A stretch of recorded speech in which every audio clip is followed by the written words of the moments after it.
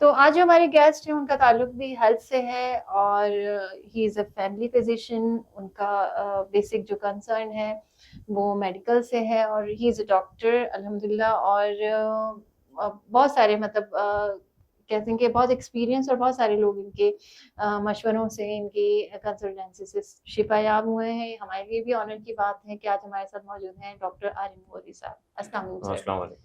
Sir कैसे हैं? खैरियत से। आप सुनाएं। अ, खैरियत से तो हम भी हैं, बट हम ये देख रहे हैं कि बहुत ज़्यादा रेट ऑफ इन्फेक्शन इंक्रीज हो गया है। अपर रेस्पिरेटरी इन्फेक्शन हम देख रहे हैं कि आफ्टर रेन जो है नोटिंग में आ रहे हैं। और माशाल्लाह आप एक फैमिली फिजिशियन है तो आपके पास हर एज ग्रुप का जो बिल्कुल। है ना पेशेंट आता होगा। हम्म।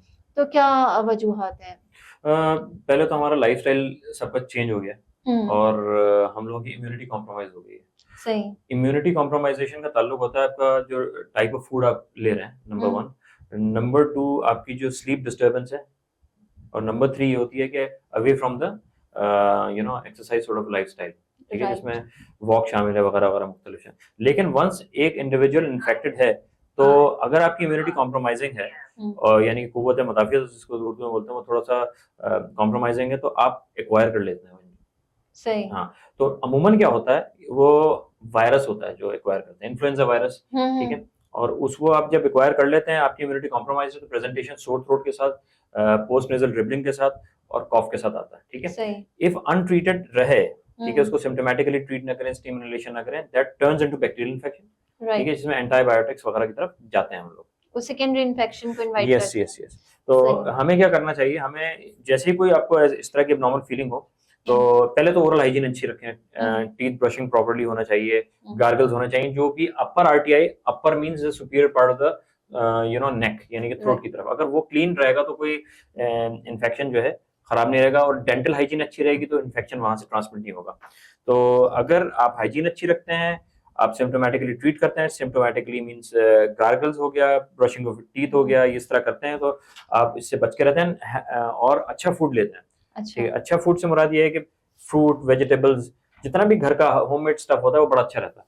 तो मेरी यही तजवीज़ है, जो हाउस होल्ड रेमेडीज से अगर मैनेज हो जाए ठीक है, अच्छी बात है, इसलिए कि मेडिकेशन उस सूरत में लेनी चाहिए जब फीवर आ जाए, ठीक है, सही। फीवर स्पाइक आ जाती है, then you should go for the antipyretics and antihistamines as well. तो यही है, इसको बेसिक पे फॉलो करना चाहिए। अच्छा सर, आजकल ये ट्रेंड है कि आई डोंट नो अबाउट, थोड़ा सा कंट्रोवर्शियल क्वेश्चन है कि हर डॉक्टर जो है वो एंटीबायोटिक को रिकमेंड कर रहा होता है बगैर किसी ब्लड टेस्टिंग के। और मतलब हम इंटरनेशनली भी देखते हैं कि ये एक प्रैक्टिस होनी चाहिए कि first you know the type of infection, then you recommend the antibiotic and then later on जो भी प्रोसीजर्स हैं। बट सो फार हम ये देखते हैं कोई भी माइनर से क्लिनिक है, एरिया वाइज जो क्लिनिक्स हैं, तो रेट ऑफ एंटीबायोटिक जो है वो बढ़ता जा रहा है। हर प्रिस्क्रिप्शन जो है वो जी, माइनर से मेजर एंटीबायोटिक्स की तरफ जा रही है, जिससे एंटीबायोटिक रेजिस्टेंस जो है हम एब्सोल्युटली, देख रहे हैं जी जी कि किस बिल्कुल। कदर बढ़ चुकी है। हाँ, एक्सडीआर हमारे पास आ गया और इसके अलावा भी बहुत सारे इन्फेक्शन हैं, जैसे टीबी बहुत प्रीवेलेंट हो चुका है। तो एब्सोल्युटली। इस हवाले से आप क्या गाइड करेंगे? क्या आपकी प्रैक्टिसेस में भी यही चीज है? जी, हमारी प्रैक्टिसेस में हमने देखी है बहुत सारी चीजें। हम्म। अच्छा, दूसरा ये है कि डॉक्टर प्रैक्टिस कहाँ कर रहा है सबसे पहले। अगर हम्म। डॉक्टर रूरल एरिया में प्रैक्टिस कर रहा है, अगर मिट्टी, थरपारकर, किप्रो हम्म। इस रीजन में कर रहा है जो इंटीरियर सिंध के एरियाज हैं जहाँ हम्म। लैब की एक्सेसिबिलिटी नहीं है, अवेलेबिलिटी नहीं है, तो उधर तो you have to treat the patient symptomatically with the broader antibiotic if the patient is suffering from high grade fever and body pain for the past 3 or 4 days, then you don't have any option. लेकिन living in a bigger city जैसे कराची हो गया, लाहौर हो गया, आप बड़े शहर में रह रहे हैं, तो वहां जहां आपको लैब्स की एक्सेस है तो always go for the basic investigation. Culture भी ना कराएं तो एटलीस्ट ब्लड सीबीसी करा लें। सही। वो बहुत सारी जो है इंडिकेट कर देता है whether the patient is having the infection. और डब्ल्यूबीसी काउंट इंडिकेट कर देता है, ठीक है। जी जी। प्लेटलेट काउंट डाउन होते हैं तो then you can think of something else, जैसे हमारे पास डेंगू फीवर हो डेंगू गया, फीवर। मलेरिया हो गया। और नॉर्मल में भी काउंट कम होता है। अमूमन क्या होता है, थोड़ा सा भी काउंट कम होता है लोग समझते हैं भाई डेंगू हो गया, ऐसी बात नहीं है। राइट। मलेरिया में भी कम होता है और नॉर्मल बॉडी इन्फेक्शन में भी कम होता है, ठीक है। फिर वो बाद में बन जाते हैं, रीजनरेट हो जाते हैं। तीसरी बात यह है कि बिल्कुल आपकी बात दुरुस्त है, इसलिए कि ब्लाइंड एंटीबायोटिक्स देंगे ना without seeing the patient properly, और जो ऐसे अनासर हैं जो कि फार्मास्यूटिकल कंपनी से जो जिन्होंने डील की हुई होती है बिहाइंड द कर्टन, वो ब्लाइंडली लिखते हैं सही। तो उसमें how you deal with the patient, how you treat the patient, ये इंपॉर्टेंट है। International recommendations, I agree with your point, international recommendations यही हैं कि always see the patient symptomatically if you have the availability of lab. हमारे hospital में है, Haleem hospital में available है, तो we just I just advise for the investigation, वो विद इन 1 आवर आ भी जाता है, हम जल्दी भी कर देते हैं वो, ठीक है। और मैं तो उसको अकॉर्डिंग एथिक्स को फॉलो करके मैं करता हूँ।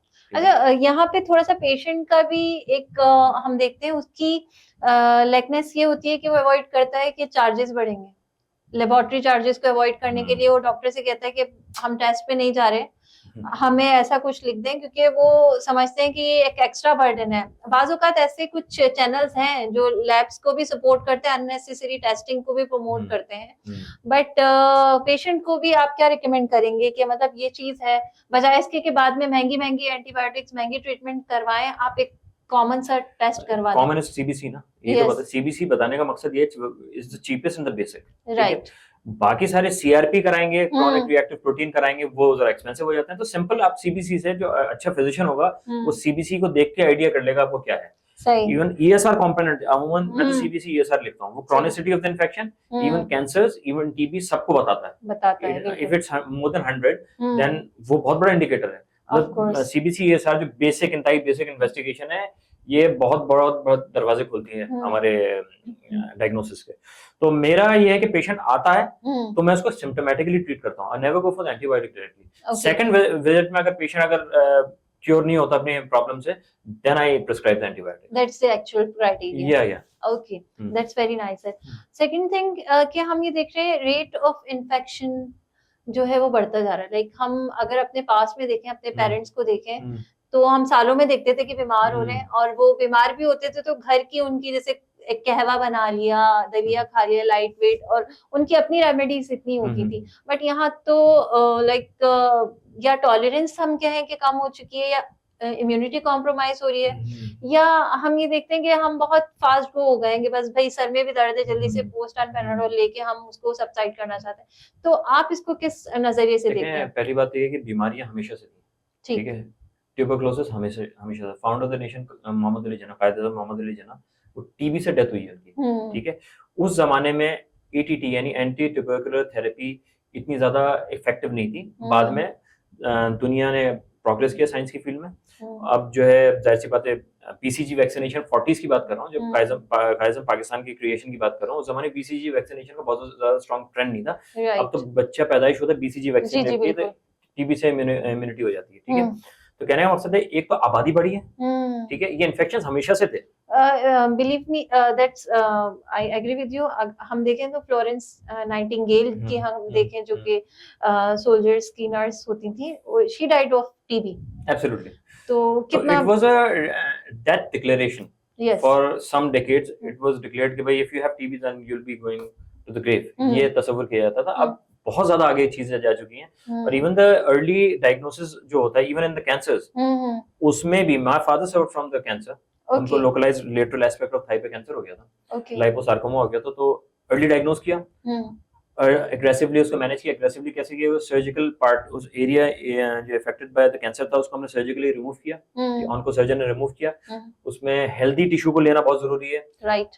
कन्वेंशनल सर्जन्स के पास नहीं जाना, कन्वेंशनल ऑर्थोपेडिशियंस के पास नहीं जाना। इसी ऑर्थोपेडिक्स वाले भी उस पर्टिकुलर एरिया को डील करते हैं। Always go for the onco surgeon, ठीक है। और उन्होंने इसको एक्सरसाइज किया, इसको रिमूव किया हेल्दी टिश्यू को।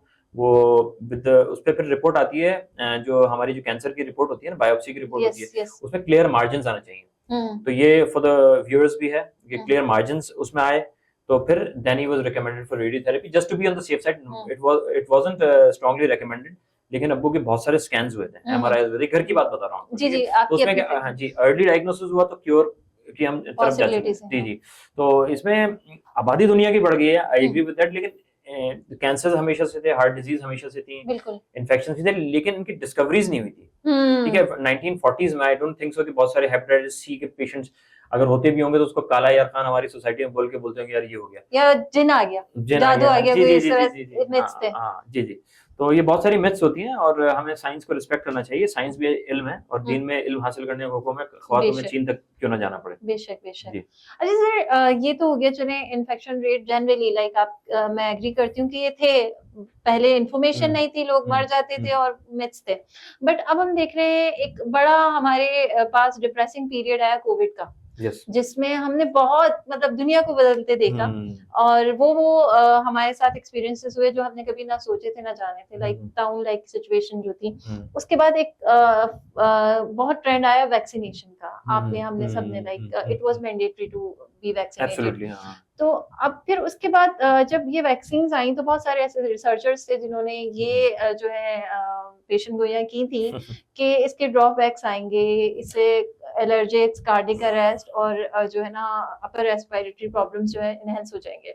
और फॉर्चुनेटली या अनफॉर्चुनेटली हम ये कहें कि ये चीजें कुछ सामने आ भी रही हैं कि हम देख रहे हैं कि रेट बढ़ रहा है। अब बहुत से लोग इसको उससे लिंक करते हैं, तो आप इस बात को किस हद तक एग्री करेंगे, क्या कोई कनेक्टिविटी है या नहीं है? देखें, मैं इसको एक जुमला बोलूंगा जिसमें दो चीजें हैं। एक तो फ्रेंच साइंटिस्ट, उनका नाम नहीं आता मुझे, उन्होंने ये प्रेडिक्शन की थी कि whoever will get the vaccination would suffer from cancer, can suffer from heart disease, sudden death, ये उनका कहना था, लेकिन विदाउट एनी एविडेंस उन्होंने बात की थी। तीसरी बात ये है कि किसी इंसान की डेथ हो जाती है तो हम कहते हैं, एक जुमला बोलते हैं, बहाना बन गया, अल्लाह की मर्जी थी। ये बात ऐसी ही है। जी जी बिल्कुल ऐसी है। ठीक है, अब देखें, बिफोर द कोविड क्या हमारे पास सडन डेथ्स नहीं हो रही थी, कार्डियक अरेस्ट नहीं हो रहे थे, हार्ट अटैक्स नहीं हो रहे थे, एमआईज नहीं हो रहे थे, एंजाइना नहीं हो रहे थे, कैंसर्स हो रहे थे पूरी दुनिया में। ये खामखा लिंक किया जा रहा है, ऐसी बात नहीं है। अच्छा, कोरोना वायरस था, ऑलवेज एग्जिस्टिंग था, लेकिन इसकी जो फॉर्म आई थी, जो रेप्लिकेट करके, जो म्यूटेट करके जो उसका ऑर्गेनिज्म है, कोरोना वायरस इस तरह का हो गया था कि बिल्कुल रेजिस्टेंट हो गया था। राइट। इसकी वजह से डेथ हुई थी। थोड़ा बहुत डिबेट की जा सकती है कि क्या ये इन्फ्लुएंजा वायरस था, क्या ये कोविड था, इस पर डिबेट की जा सकती है, लेकिन पूरी दुनिया ने देखा, सफर किया। इसके हवाले से ये भी बात कि इट वाज अ स्कैम। ठीक है, I don't really agree with that. ठीक है, इट वाज अ डिजीज। मेरे दोस्त के फादर की डेथ हुई। ठीक है, मेरे दो स्कूल फ्रेंड थे, उनके फादर की डेथ हुई, कोविड से हुई, काफी लोगों की हुई। हाँ, ये एक बात कहूंगा कि जिनकी इम्यूनिटी स्ट्रांग थी, जो already pneumococcal vaccine, influenza vaccine by the way ये लगती है, बच्चों के फ्लू शॉट्स इनको बोलते हैं, और बड़ों की भी लगती है। ओल्ड एज के रेकमेंडेड है, स्ट्रांगली रेकमेंडेड है। Again the heart failure patient, जिनका heart unable to pump the heart very strongly होता है, जो cardiac failure, congestive cardiac failure बोलते हैं, उनमें रेकमेंडेड होता है। Heart disease, ischaemic heart disease वालों को, डायबिटिक्स को, 65 प्लस को रेकमेंडेड है pneumococcal vaccine, after every 5 years लगनी लाजमी है। तो वैक्सीन अगर आती है, आप देखें वैक्सीन कितनी होती है, कितनी सीसी होती है, जरा सी होती है। तो वो हम ऑलरेडी जो मार्केट में बहुत सारा स्टफ है, जो फूड स्टफ है, वो भी तो इतना बल्क में ले रहे हैं। वैक्सीन जरा सा आपको क्या क्या कुछ नहीं होता। Yes, something goes wrong when it happens on the spot, that is a vaccination reaction और द एनाफिलैक्टिक रिएक्शन। ठीक है, that is possible. If that hasn't happened तो इसका मतलब है कि वो कल्प्रिट नहीं है, वैक्सीन कल्प्रिट नहीं है। उसके लिए ट्रायल शॉट्स वगैरह दिए जा सकते हैं। यस, ट्रायल हुए थे। ठीक है, और कोविड का ये हुआ था कि ट्रायल फेज बहुत बड़ा नहीं था, क्योंकि हमारे पास टाइम नहीं था, we had to save the lives. Right. अच्छा सर, ये तो हो गई एक जनरलाइज बात है। आप माशाल्लाह फैमिली फिजिशियन हैं और आप दवाइयों से हटके भी बहुत सारी चीजें फेस करते होंगे। लाइक अगर हम देखें हमारी यंग एज में, कहते हैं depression is like door opening to other diseases. Depression के साथ बहुत सारे जो है ना मसले मसाइल जो नहीं भी होते, लाइक डिप्रेशन में बंदा सोचने भी लग जाता है तो उसको बीमारी लग जाती है। तो आप इस बात से किस तरह से इसको डिफाइन करते हैं कि हाँ, डिप्रेशन के बाद से जो रेट ऑफ इन्फेक्शन है, जो रेट ऑफ डिजीजेस है, वो बढ़ रहा है और डिप्रेशन भी बढ़ रही है। तो इसको किस तनाजुल में लेते हैं कि क्यों ये इस तरह से बढ़ रहा है और क्या इसकी वजूहत है? दो तरह की सिविलाइजेशन इस दुनिया में, एक अर्बन सिविलाइजेशन है, एक रूरल सिविलाइजेशन। ठीक है, रूरल एरिया जो है और अर्बन एरिया के लाइफस्टाइल बहुत डिफरेंट है। साइकोलॉजिकल हेल्थ की बात करूं पहले, कराची बहुत बड़ा शहर है, there lot of people living in it. ठीक है, एक 70 मोटरसाइकिल से उतर के गाड़ी पार्क करके दुकान पे किसी बैंक में जा रहा है, then he sees a person getting of the very expensive car, Corolla for example. Right, उसके माइंड पे हिट होता है कि यार इसके पास एयर कंडीशन गाड़ी है, मैं गर्मी में धूप में उतरा हूँ। ठीक है, तो that induces that depression. if you think, keep on thinking over it ना कि यार ये गाड़ी से उतरा है, एयर कंडीशन है, he is wearing good clothes, so that inducts infection, क्या बोलते हैं, डिप्रेशन। एक तो ये हो गया। गांव में क्या है, गांव में आप एक आदमी ज्यादा साइकिल चलाएगा, मोटरसाइकिल चलाएगा, वो दूसरे को मतलब ऊंट से उतरता हुआ या गधे से, उसको क्या डिप्रेशन होगी, वो गधे वाले को इतनी नॉलेज नहीं होती डिप्रेशन की। तो थोड़ा बहुत जो एजुकेटेड लोग होते हैं ना, जो अवेयर होते हैं, जो ओवर थिंकर्स होते हैं, जब एजुकेटेड क्लास से they over thinkers, now they Google lot of things ना, चैट जीपीटी पे जा रहे हैं बहुत सारे लोग। तो सीधी सी बात ये है कि अर्बन सिविलाइजेशन में डिप्रेशन बहुत ज्यादा है। उसके रीजन ये है कि बहुत सारी एक्सट्रीम ऑफ डिफरेंसेस है, सोशल स्टेटस का एक्सट्रीम है। और इसी तरह अब जैसे for example we go to the parties ना, इसमें खवातीन जो है मेकअप करती हैं, तैयार होती हैं, जेंट्स भी करते हैं लेकिन खवातीन ज्यादा होती हैं। अब ऑब्वियसली एक ने सूट पहना है मीडियोकर लेवल का, एक बहुत ही एक्सपेंसिव ज्वेलरी पहन के आई है, that also index what you call it depression, ठीक है। राइट। तो एक तो ये ग्राउंडेड रहे, ठीक है। अगर उसके पास पैसा है, हम लोग फौरन ब्लेम करते हैं कि यार इसके पास करप्शन का पैसा होगा, हो सकता है हो, सच हो, लेकिन अमूमन क्या होता है, उसको अल्लाह ने दिया है, ठीक है। और उसका अगर वो गाड़ी से उतर रहा है, वो एक्सपेंसिव ड्रेस पहन रहा है, तो उसकी background story you don't know. उसको आपको ये नहीं पता उसी बैंक में वो अपने बच्चे के इलाज के लिए पैसे लेके जा रहा हो जो हॉस्पिटल में अबाउट टू बी ऑपरेटेड हो। राइट। इस तरह पॉजिटिव ऑप्टिमिस्टिकली पॉजिटिवली सोचें।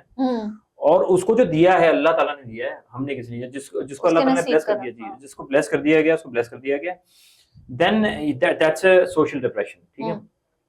I would not recommend antidepressants for the patient, those who suffer from depression. I would tell the patient, go and socialize yourself, talk to the people. Right. Go to, do your religious practices. मस्जिद जाना है fine, लेकिन too much religious हो जाना भी गलत है. You need to socialize. You need to meet a lot of people. इसलिए कि हमारे प्यारे आका मोहम्मद सल्लल्लाहु अलैहि वसल्लम का यही फरमान था, वो रहमतुल लिल आलमीन थे, कि लोगों के दरमियान की जाओ, उनकी खिदमत करो। ये बहुत बड़ी खिदमत है, रसूलुल्लाह ने खिदमत की, इंसानियों की खिदमत की, जानवर से भी, बिल्ली से भी प्यार किया। बिल्कुल। तो लोगों के दरमियान ये नहीं कि मस्जिद के अंदर ही बैठे रहो और That's not worship. हाँ, तो बहुत, इसलिए कि वो तो हुकूकुल इबाद दूसरे हैं, हुकूकुल अल्लाह दूसरे हैं। हुकूकुल अल्लाह गोइंग टू द मॉस्क है, मस्जिद के बाहर की दुनिया पे आपको जन्नत दोज़ख का फैसला होगा। बेशक, ठीक है। अच्छा, that is a social depression. Then you have a very different sort of depression, which is health related depression. Even I face a lot of things personally. Walid sahab, he went through something, so I was into anxiety. Wasn't depressed, लेकिन I had anxiety. Pressure on prolonged anxiety turns into depression. तो उस anxiety phase में religiously मैंने बहुत सारी चीजें follow की। जैसे अगर मैं आपको बता दूं, दुनिया बदल जाएगी इंसान की। अगर ये जो पॉडकास्ट देख रहे हैं लोग, वो दुनिया बदल जाएगी। It's a very simple thing. It's a very simple tasbih which I recite normally. Okay. That is called astaghfirullah. अस्तगफिरुल्लाह मैं कहता हूँ, हमारे रसूलुल्लाह सल्लल्लाहु अलैहि वसल्लम का फरमान, जो अस्तगफिरुल्लाह कसरत से पढ़ेगा। सिंपल क्या है, अस्तगफिरुल्लाह पढ़ना, ठीक है। और इसमें इजाजत की भी जरूरत नहीं किसी हस्ती से। तो अस्तगफिरुल्लाह पढ़ते हैं, वो जो आपका जो डायलर होता है उस पर पढ़ते हैं, उस पर डायलर पे पढ़ें। अच्छा, ठीक है। ये कहना कि यार तस्बीह होना चाहिए, नहीं, मुंह से डिलीवर हो रही है। आप अस्तगफिरुल्लाह पढ़ते हैं, और वाइल ड्राइविंग भी पढ़ लें, किसी टाइम बाइक पे चलाते हुए पढ़ सकते हैं, बहुत आसानी से हो जाती है। पढ़ें, आपके बेशुमार काम बनेंगे, बेशुमार बेतहाशा काम बनेंगे। बेशक। तो मेरी तजवीज़ ये है कि अस्तगफिरुल्लाह से एडहेयर करके रखें अपने आप को, नंबर 1।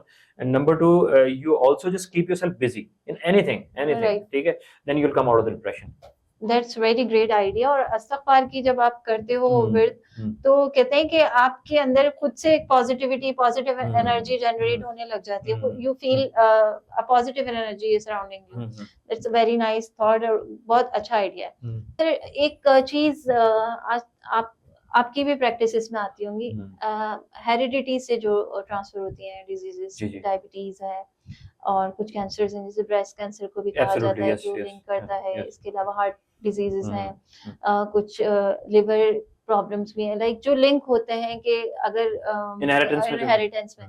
तो सर, क्या ऐसा कोई ऐसी कोई साइंस है जो प्री डिजीज एक्यूमुलेशन उसको जो है वो सबसाइड कर सके? क्या ये मस्ट होता है कि लाइक फादर टू सन और सन टू लाइक जनरेशन में ट्रांसफर होती है? तो ये मतलब बहुत सारी ऐसी डिजीजेस हैं जो हेरिडिटी से नहीं, लाइक आजकल शुगर नॉन हेरिडिट भी है, हाँ, सीडेंटरी लाइफ टाइप की वजह से, लेकिन पुट ऑन किया जाता है कि हमारे पास में किसी को होगा। या मतलब दोनों तरफ की बात बताएं कि अगर हम ब्लेम करते हैं कि पास में हुआ होगा, तो पास्ट वाले एविडेंसेस को कैसे कंट्रोल किया जा सकता है, और प्रेजेंट में अगर हो रहा है तो वो उसके क्या वाकई यही रीजन है कि पास से कनेक्टिविटी या अपना कुछ लाइफस्टाइल इसमें इनकॉर्पोरेट करता है? So I'll start with the CA breast. Okay, I'll start with the ladies now. If mother has suffered from the breast cancer, so there are more chances, the maximum chances the daughter might suffer from that disease. The solution of that problem is related to investigations. Okay, there's a way of self-examining yourself. You need to examine yourself. You need to expose yourself in the personal space, and you need to palpate the axilla of yours, or any sort of distortion or any sort of swelling in that particular area. If you find that swelling or anything like related, go to the doctor and they'll advise a mammography to you. Is this age appropriate? Yeah, it's it will have, it mostly occurs to the ladies who have positive family history, and those who are related in the West, they're addicted to alcohol and smoking. Okay. So in 20s, 30s, so you, in 20s and 30s, you need to examine yourself personally for any swelling in that particular area. Being a lady, being a woman, you need to understand, realize there are a lot of videos related to that. So you have to examine yourself. The first doctor of your existence is yourself. Okay, right. So you have to examine yourself for that particular, for the breast cancer, and go for the mammography. Again, the same thing. Early diagnosis is better than cure. Right. ये तो हो गई हमारी इसकी बात. अच्छा, again, avoid drinking anything in the plastic bottle, especially exposed to sunlight within the car. Okay. ठीक है. मेरे वाले साहब का जो मेरी अपनी पर्सनल रिकमेंडेशन थी कि he never smoked, he never had an addiction to oral tobacco or something. Obviously, he was a professor. तो वो आफ्टर द रिटायरमेंट वो प्लास्टिक बॉटल में पानी पीते थे. तो मैंने उनकी वो बात, मैंने कहा that might be the cause of cancer. Even doctors were disagreeing, लेकिन I was adhering to my point. It can link to. तो फिर मैं लेडीज के लिए specially, there was a research, I forgot the name of the lady. उनकी breast cancer के incidents बहुत ज्यादा बढ़ गए थे. जो प्लास्टिक बॉटल वो कार के अंदर छोड़ के जाते थे, उस पर डायरेक्ट सनलाइट पड़ती थी, वो कार्सिनोजेनिक होता है, जो प्लास्टिक होता है ना, Absorb करते हो. जी. तो उसको तरीका ये होता है कि आप डैशबोर्ड के अंदर रखें या फिर सीट के नीचे रखें. हमारी चीपर हमारे पाकिस्तान में चीपर बॉटल्स अवेलेबल होती हैं, जिसमें जो ढकना जो होता है ना बिल्कुल उस जैसा होता है, ग्लास की तरह सा. वो 200 रुपए की मिल जाती है. हम बड़े ग्लास भी सस्ता भी, वो बड़ा सब स्टैंडर्ड किस्म का कार्सिनोजेनिक प्लास्टिक होता है, वो अवॉइड करना चाहिए. जैसे थर्मोसेस होते हैं ना बच्चों के, वो अच्छे होते हैं. ठीक है, घर पे हैं तो obviously you can use the glass, you can, मैं तो कटोरा भी यूज करता हूँ, तो आप उस पे करें. तो एक तो ये चीज हो गई. तीसरी चीज है, आपने relate to the other illnesses की बात की थी. Yes, I do have a family history of heart disease. मेरे फादर का कैबेज हुआ, मेरा ताया का कैबेज हुआ था, नाउ इज नो मोर. और इसके अलावा मेरे फैमिली बड़े स्ट्रांगली है ये. तो उसका सोल्यूशन ये, you can delay it with the lifestyle of yours, number one, and you can sort of go for the medical checkups yearly maybe. आप अगर if you have a positive family history, तो आप जाएं medical checkups कराएं, जिसमें basic youth के लिए तो ETT, एक्सरसाइज टॉलरेंस टेस्ट होता है, ट्रेडमिल पे किया जाता है, ECG आती है, then that indicates, और फास्टिंग लिपिड प्रोफाइल कराएं. अच्छा. हाँ, ये हार्ट डिजीज के लिए. तो इसमें आप ब्रिस्क वॉकिंग करें, इसलिए एक्सरसाइज की सबसे जरूरत जो होती है आफ्टर 30s होती है. सही. जो पूरी जिंदगी भी एक्सरसाइज नहीं कर पाता, after 30 you have to exercise. No heavy exercise, just brisk walking. Right. ठीक है. ब्रिस्क वॉकिंग इसलिए जो जिसको हम रेकमेंड करते हैं उससे पूरी जिंदगी बचपन में भागा होगा, बाद में तो भागता नहीं है ना. तो लिहाजा ये है कि ये है. और again it handles you know the hypertension, heart disease and diabetes, ताकि insulin resistance कम हो. Yes, if the positive family history is there, so there are maximum chances that you might acquire that illness. तो इसको हमने respectfully और tactfully और बहुत ही ज्यादा intelligence से इसको हैंडल करना होता है. राइट. मतलब उसको डिले कर सकते हैं, उसके इफेक्ट्स को मिनिमाइज कर सकते हैं, सिम्टम्स रिड्यूस कर सकते हैं. But you know you can not absolutely eradicate. Obviously आप 70 में जाके सफर करेंगे तो मैं ये नहीं कह सकता ना you will be absolutely out of that. Ultimately you will suffer from, you can delay it long time with exercise. Yes, that is a confirm truth. But ये कि आप जितना जी रहे हो उतना अच्छा हेल्दी जी लो, तो that's a very good point. और health is in your hand. जैसे आपने कहा कि जितना अच्छा आप डाइट लेते हो, जितना अच्छा आपका लाइफ. सर, एक मैसेज, एक जनरल मैसेज ये है कि अपना ख्याल रखें, अपना ख्याल रखें बहुत ज्यादा. और एक साहबी थे, उन्होंने रसूलुल्लाह सल्लल्लाहु अलैहि वसल्लम की खिदमत में हाजिर हुए. उनसे पूछा, या रसूलुल्लाह मैं हज पे जा रहा हूँ, मैं क्या दुआ करूँ अपने लिए? तो रसूलुल्लाह सल्लल्लाहु अलैहि वसल्लम ने फरमाया कि अपने लिए सेहत की दुआ करो.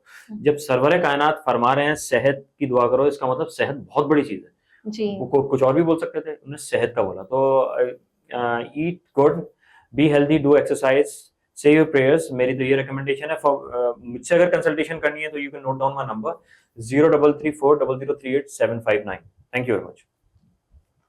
That was a very nice talk with sir. बहुत healthy, बहुत अच्छी informative talk sir के साथ हमारी रही, and we'll engage him again. इनकी भी कुछ times restrictions होती हैं. Of course, he's a doctor, so always busy. So we'll inshallah surely sir for the season 2 will engage. It was an honor. It was a very good time for me. Yeah. So this was all. Thank you so much. Take care. अपना ख्याल रखें, अपनी सेहत का ख्याल रखें. Allah Hafiz.